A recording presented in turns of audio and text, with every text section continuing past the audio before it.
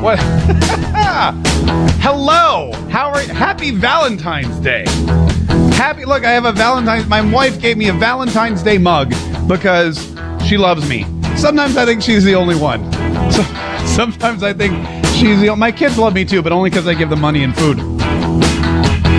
Anyway, what's up, everybody? Man, I'll tell you what, I'm not feeling the love. I don't know about you, but I am not feeling the love on this Valentine's Day. Are you?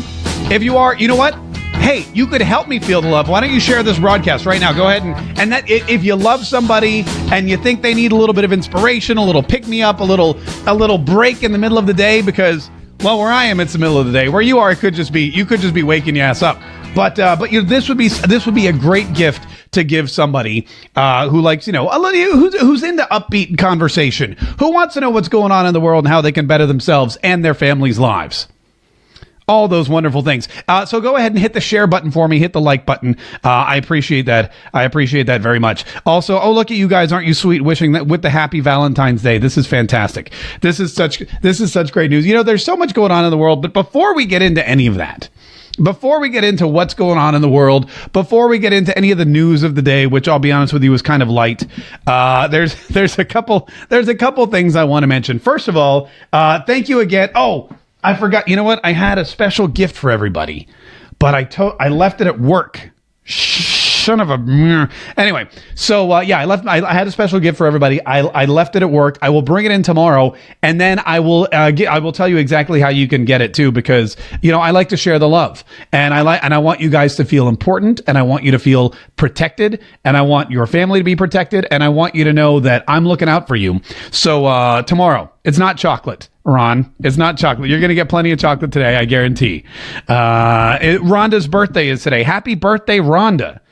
My daughter's birthday is tomorrow, and ever since I had my daughter, don't get me wrong, love her, wouldn't trade her for the world. But ever since my daughter's birthday, ever since she was born on February 15th, February 14th, which is Valentine's Day, has kind of taken a back seat, which again, not too shabby for me because less I have to do with the wife. There's always some kind of birthday party for my daughter we're planning for. So there's not so much with the going out or the special trips or anything like that. We share cards. Today I got the special mug, which was nice. But then I thought about it and I was like, I hope my boyfriend remembers Valentine's Day. No, I said, I hope that my daughter's future boyfriends don't cop out the way I do. I hope they don't go, well, Valentine's Day is the 14th and your birthday is the 15th, so let's just go out one time. Or let me just get you one pair of diamond earrings. So I probably should be better at differentiating between the 2 days, just so my daughter knows not to settle for some D-bag who's going to try to roll it all up together into one celebration. Because, you know what, I don't want any of that. I don't want any of that. Pardon me. By the way, speaking of Valentine's Day, I wrote a blog post on my website, markk.com, if you want to go check it out, about the origin of Valentine's Day. And I want you to listen because this is very, very important. This is an important story, and not a lot of people know this. People think Valentine's Day is about the cards, and it's about candies, and if you go to school, it's about, the kids, which, by the way, I should probably get your thoughts on this. It's about the kids putting Valentine's Day cards in now everybody's box, because much like the participation trophies, you can't just pick and choose who you really like. You have to pretend to like everybody, which is one of the big problems in society today, but we'll get to that in just a minute. So that's what Valentine's Day is all about. But when you look into the history of Valentine's Day as a holiday, it is gruesome and gory and dark and evil, and it's more really like an episode of The Walking Dead than it is an episode of The Bachelor. I'm going to be completely honest with you. If you read up on Valentine's Day, if you learn the history of Valentine's Day, it's less like Nick giving a rose to a beautiful model in a bikini, and more like, that dude with the club smashing Glenn's head in a circle of mud, that kind of thing. Anyway, spoiler alert, by the way. Sorry if you didn't know Glenn got his head crushed. He does. I should probably have said spoiler alert before I spoiled the ending to that show. But let's talk about Valentine's Day, because here's where it comes from. And a lot of people may not know this, but Valentine's Day comes from, it's an ancient holiday. It dates back to Roman times when Christianity was not the norm. if you will. The Romans were still in charge. They had these kind of paganish Roman celebrations. One of them was called Philopelenia, or I know it was something. It was this weird, bizarre celebration where men and women would come together, and the men would kill dogs and hogs and sheep and things like that, and they would skin them, and they would take the pelts, and then the women would line. By the way, everyone's completely naked because that's how they rolled in ancient Rome. That's how everyone was totally nude. So then they would take, like, a dude would take this pelt of this dog, and a woman would walk up to him, and he'd go, ugh, and he'd beat her with the pelt, which she appreciated at the time because apparently it was a sign of fertility and virility. And I guess the harder or the more he beat her with this dead sheep pelt or dead dog pelt or something, the more fertile she was. And then what they would do is they would all put their names, all the women's names would go into like a pot. And the men would pick out the name, and that would be your partner. You would be coupled up for, the whole naked pelt beating festival. And then after that, a lot of times people just stayed married because, I guarantee, I don't know what happened during the pelt beating festivals, but it was very aphrodisiac. It sounds romantic, says MHZ. Yes, it was very romantic at the time. But then Christianity kind of creeped in, and Christians had a very different sense of romance and love and communion between a man and a woman. And marriage is one of the it's one of the sacraments. And God said, let man and woman and Adam and Eve and all that. So marriage was the thing. But the Romans not only had these weird pagan beliefs, but also were very militant. And the Roman emperors believed that single men made better soldiers. Single men made better soldiers. So what they did was they passed a law. And they said, no more marriage, soldiers. No more. You cannot get married. We want single men only. Single men only, because they make better soldiers. Apparently, they had less to lose or more to fight for or whatever. And so couples that wanted to get married had to get married in secret. And one of the people who dedicated their lives to marrying Christians in secret during the Holy Roman Empire's reign was Valentine. He wasn't Saint Valentine. People always call him Saint Valentine. It's like you can't call toast before you put it in the toaster. You put bread in the toaster, you hit the button, toast comes out. First, you're Valentine, and then later, after you die, you become Saint Valentine. So that's how it works. So this dude, Valentine, and he was a bishop or a clergyman, whatever, and he would go around. It was almost like Braveheart. Remember in Braveheart how William Wallace didn't want the prima nocte? He didn't want the king sleeping with his bride because that was part of the deal as king. That's why they say it's good to be the king. You could go around to all the weddings and demand that the wife, the first night that you're married, your wife has to sleep with the king. And William Wallace didn't want that. So they got married in secret. This was similar, except you just got married in secret because it was illegal to do so otherwise. And I think you'd just be killed. And nobody wanted that. So Valentine would marry people in secret. Eventually what happened is the Romans found out about it because they always do. I don't know if their servers were hacked. I don't know if someone bugged their helmets or maybe in the little broom thing they had on the top. Anyway, or was that Trojans? It doesn't matter. So anyway, the Romans found out, and the emperor grabbed Valentine and threw him in jail. And apparently the story goes he was abused, and he was tortured, and he was stoned, not the good kind, but the kind where they actually take stones and physically throw them at you till you die. And then after all that, he was beheaded. And he died, which is very important because without dying, you cannot actually become a saint, which is why I've never wanted to be a saint. People say, why do you act the way you do? Hey, I would much rather be a sinner with my head than a headless saint, is all I'm saying. Sinners live longer than saints. Saints usually die early, and for some reason, that is way less selfish than the reasons that I'm living for. So anyway, so Saint Valentine gets killed, and then later on, he becomes the patron saint of love and lovers. And what happened was this dark, evil story of criminality and murder and death and treachery and really this horrible end to this wonderful holy man. It got kind of twisted by the poets, which poets will always do that. They'll always take something and they'll make it sweeter than it is. And the first one was Geoffrey Chaucer, and the second one was this dude William Shakespeare.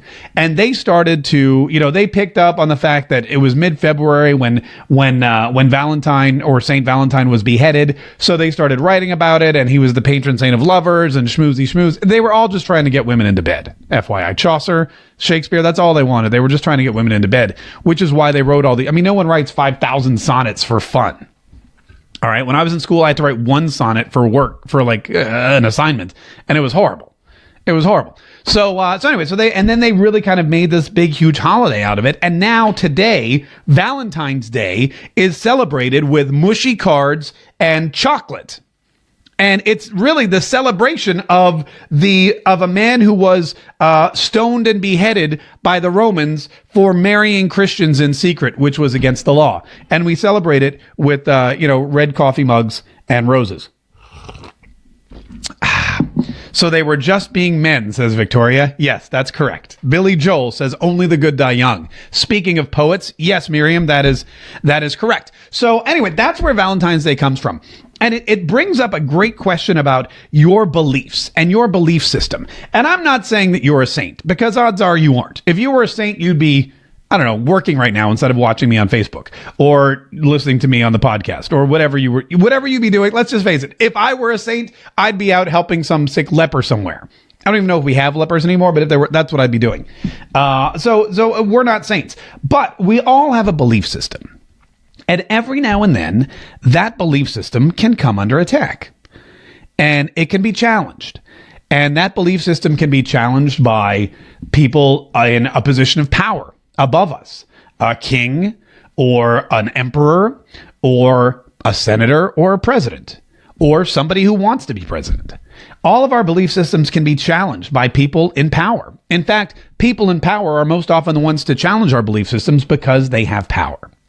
And the other people that can challenge our belief systems are friends, coworkers, family members who, again, think that they may have some power over you. Just because you gave birth to me doesn't mean I have to believe what you believe.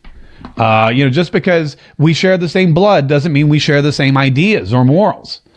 And oftentimes, people in the same family unit will have two distinctly different belief systems, and both will think that they are exactly right. And so the power of your beliefs is very strong. And while St. Valentine went to prison and died for his beliefs while he got beheaded, most of us hopefully will not need to prove our belief system and our moral values and whatever else drives us in our daily life, our compass, if you will, our soul compass. Most of us will not have to face that kind of hurdle. I guess death is more than a hurdle. It's kind of like a cul-de-sac. But we won't have to face those kinds of horrible things in our lives because of our belief systems. Knock on wood. Some people, there was a poor guy, you remember the guy on Facebook Live who was mentally challenged and was kidnapped and tortured live on Facebook because of his belief system. And there are other people that are attacked because of their belief system or because of the statements that they make publicly and or privately. But the fact of the matter is, whatever your beliefs are, like St. Valentine, you got to stand up for them. And you've got to make sure that if they really drive you, if you're really passionate about it, if it's something that you believe wholeheartedly, then you have to believe it wholeheartedly. And you can't back down from it. No, I'm not saying you have to get up on a soapbox or on Facebook or on YouTube and spew it out every day. But I'm saying that that's the lesson from St. Valentine. How far are you willing to go for your beliefs? Are you willing to lose friends? Are you willing to lose likes on Facebook? Are you willing to lose money or clients? Are you willing to lose, your relationships with family members?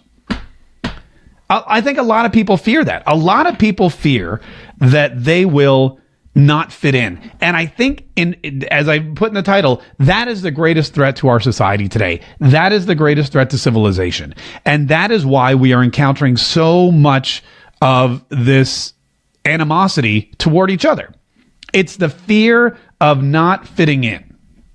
I feel like that, and if I could teach my children anything, first of all, it would be how to cook and drive and balance my checkbook, because I like to cook, but sometimes it's time consuming. Uber is just getting expensive, and I haven't been able to balance my checkbook in like 40 years. But if I could teach them anything, it would be never fear being yourself. Never fear standing out. Because I think that people have this fear that they will not fit in. And the fear of not fitting in is the most detrimental, not just to a single person, not just to you or to me or to our kids, but the fear of fitting in is also detrimental to society. Because whenever I see a mob of angry people anywhere in this world, angry, yelling about this, screaming about that, breaking this, whenever I get emails or videos or messages from people, whenever I see on Twitter people ganging up or hashtags are a perfect example. All of these things are people piling on, getting into a group, that mob mentality, because they are just afraid, so afraid of being different, of standing out, of not fitting in. And I believe that the fear of not fitting in is what's going to be the downfall of this civilization. It definitely will be a personal. I guarantee there's a ton of people out there that have personal downfalls, and the reason is because they wanted to fit in. I mean, how many times do you watch Dateline and you see like a group of teenagers that are hauled into court because they did some horrible thing to somebody, and one of them was like, I just went along with it. It was all his fault. I just was there, and all their lives are ruined. I mean, there's so many times that people will, look at these mass walkouts at schools. There are so many kids, they would walk out of school for whatever reason. They're all leaving school. Not a good idea. You're going to get in trouble. And they're doing it because they don't want to be seen as the loser who stayed in school when everyone else was walking out to make a statement about God knows what. The irony is that the people who don't care and don't fit in and have no fear of fitting in and could be like hailed it as they could be totally ostracized. They could be hailed it as a weirdo, as a freak, as a total anomaly, as an egomaniac, whatever. The people that just don't care about what the crowd is doing or saying, the people that do their own thing, are the ones who are most successful in the end anyway. There's an old saying, I'm not a woman, so it doesn't pertain to me. But there's an old, I forget who said it. I want to say it was Eleanor Roosevelt. I could be totally off base. If somebody knows, put it in the comments. But it was basically, now I've forgotten the quote. Something like, good girls never make, or a well-behaved woman never makes history. That's what it is. Well-behaved. I'm going to Google it so I get it right. Women never make history. And that is a fact, not just for women, but for everybody. Well-behaved women. Who did I say? Eleanor Roosevelt? No. Oh, yes, it was Eleanor Roosevelt. Also sometimes attributed to Marilyn Monroe. But I'm guessing that Eleanor Roosevelt said it first because she was way older. And that goes for anybody. There's another old saying. I think it was Mark Twain. A ship in the harbor is safe, but that's not what ships are made for. Yeah, if you want to hang out with a bunch of ships that aren't doing anything, go hang out in the harbor. And maybe if they all decide to leave, you can leave too. And maybe if that happens, you'll get to see some amazing things and you'll get to have some really incredible experiences. But if you just say, screw it, y'all stay in the harbor, I'm going to go check out the rest of the world, you may get ostracized. You may get ridiculed. They may forget about you. Probably they won't. But it doesn't matter because you are going to do really, really, really amazing and incredible things. And if you open a newspaper, if you go online, or if you watch the news, or if you do any of these things, and you hear about some kind of problem in the world, I guarantee you can relate it back to somebody doing something because they wanted to fit in. Somebody somewhere did something because they wanted to fit in. And if you look at the successes, if you look at the people who are disrupting, if you look at the people who are really making a difference, who are twisting the world on their heads, on its head, and saying, now we're going to do it this way, and really making a difference, really making things amazing, making things great. Those are the people who just don't care. Not only do they not care about fitting in, but they don't care if people ridicule them. They're the St. Valentines. They don't care if you throw me in prison and behead me. These people have a right to be married in the eyes of God, in my opinion. That's my belief. And I will fight for that, even if it means being beheaded. Fun fact, by the way, if you want to see St. Valentine's head, it's on display in Rome in a basilica. They have his skull. Speaking of The Walking Dead, they have his skull. It's in a little gold box. It says Valentine. They put a sticker, like a piece of masking tape on it and wrote Valentine or Valentino or whatever the Italian. And it's there in Italy. And people come from all over the world to go look at St. Valentine's skull because they're celebrating a guy who is sainted in the church because he refused to play by the rules. And and it's not a lot of people. I don't blame a lot of people because you know what happens? Society will teach you. You get a lot of mixed messages. I get them too. You get a lot of mixed messages. One mixed message is, you always hear, we want something different. Don't just give me the same answer. What is it? Oh, disrupt the norm. God, I've been to so many seminars where they teach you to disrupt the norm. Disrupting the norm is now like the norm. But then what happens when you go out and try to disrupt the norm is that everyone comes down on you and they browbeat you and they're like, you can't do that. And I go, why not? I go, it's not normal. And I go, but we were taught to disrupt the norm. We were taught that disruptors make history. We were taught to look at something and say, how can this be totally different? And then do it. And then they come to you and say, yeah, but you know what? We don't like that. We want it to be this way because this is the way we've always done it. And this is the way, and we make money doing it this way, and we're scared that we're not going to make money doing it another way. They always tell you what? Oh, here. Look. You know what this is? I got this from the garage. This is a box. Okay, this happens to be a wine box because Sauvignon Blanc, because, well, we drink a lot of wine. And they tell you what? What do you hear all the time? Think outside the box, right? That's it. Look, I'm outside the box. How many times have we been told, you walk into a meeting, think outside the box. So then you think outside the box, and you know what happens? They look at you and they go, get back in the friggin' box. What are you doing? Why are you outside the box? Clearly, you said you wanted me outside the box. No, we want you in the box. Get back. This is what they want. This is what we're all taught one thing. I got to put the microphone in the box, otherwise nobody will hear me. We're all taught one thing, but the opposite is totally true. They want you so far in the box that your sweat smells like cardboard. And the fact of the matter is, sometimes someone comes along and they take a knife and they basically just say, to hell with the box. And they cut big holes in it. And I'm going to cut myself, and then I'm going to be bleeding on Facebook. And look, and they just, ow, that was close. This box is a lot tougher than I am, FYI. And so this is what, and then look, so you cut an opening in the box, and they say, there's no more box. Everybody think outside. There you go. That's what I'm going to teach my kids. I'm going to teach my kids to get a wine box, empty it, get all the wine out of it first, put it in the fridge, and then take a big knife, although not a real knife because I don't want them to cut themselves, and just slice the box up so that there's no way you can ever get back in it again. That's the biggest problem with our country today and our civilization as a whole, is that the people who cause the biggest problems are doing it for one reason and one reason only, and that is because they want to fit in. And fitting in, I think, is probably the worst thing that could happen to somebody. And it's definitely the worst thing that could happen to a society. And I think it's also the scariest, not fitting in. People look at people who don't fit in or say, hey, look, it's not working. We got to get out of this box like pronto.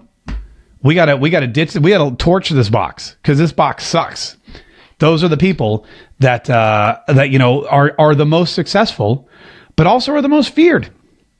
In every industry, in the music industry, in the film industry, in the writing industry, in the political industry, which it's an industry, by the way, don't get me wrong, even in the broadcasting industry, every industry, automakers, the people that come in and say, look, whatever's normal, we need to scrap that. We got to do something different because it's not working. Those are the people that are the most feared. And society they'll tell you to be that way, and then as soon as you are, they will turn on you like that. Happy Valentine's Day. That's my Valentine's Day. That's my Valentine's Day message. Jackie Orp says, color outside the lines. That's what's taught. That's what is taught in school. The successful people will never fit in the box, and they never colored right. That sounds racist, but I know that it's not. I want to stand out, not fit in. Dee Dee Delker, 911. Oh, because you thought I was going to cut myself. I appreciate that. Thank you very much. I have cut myself, by the way. I know first. I was a Boy Scout. I know first aid.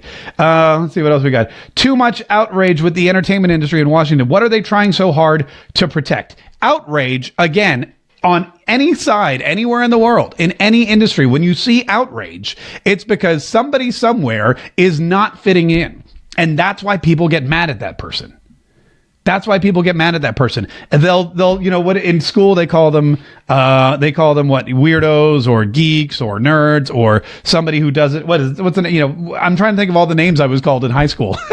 Dweeb, loser, all that. And basically it's because they don't fit into the norms, and that angers and frustrates people. Did you just say y'all? I may have said y'all, but I grew up in North Carolina. Well-behaved women rarely make history. Marilyn Monroe. Well-behaved women rarely make history. Eleanor Roosevelt. Well, which one is it? Well, so they all said it, but they put the hyphen in a different place? Jenna Brunson's giving me 3 different quotes. I'm sorry, the same quote from 3 different women.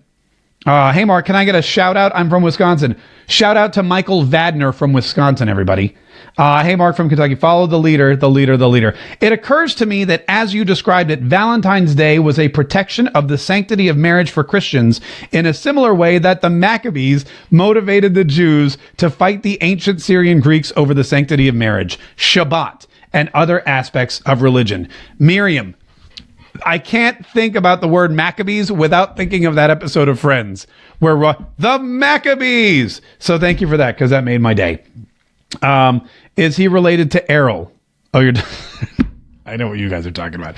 Anyway, listen, I gotta wrap it up. I gotta keep it short today because I have to go. I don't know. I have to go do Valentine's Day. I have to go do Valentine's Day stuff. Also, it's my daughter's birthday tomorrow, and I have to make a cake and a lasagna. And I'm sure that I have to wrap some presents. There was a Helen Keller quote too that was really good. Helen Keller said something. Well, I guess she didn't. Okay, I guess she didn't say it. Well, I mean, I guess how does Helen? Well, it's a quote that I guess isn't a direct quote, but it's like attributed to. She communicated it some way. And she said, life is either a great adventure or nothing at all. I'm gonna Google how we know she said that. Anyway, I'll see you guys tomorrow. Love you. Bye.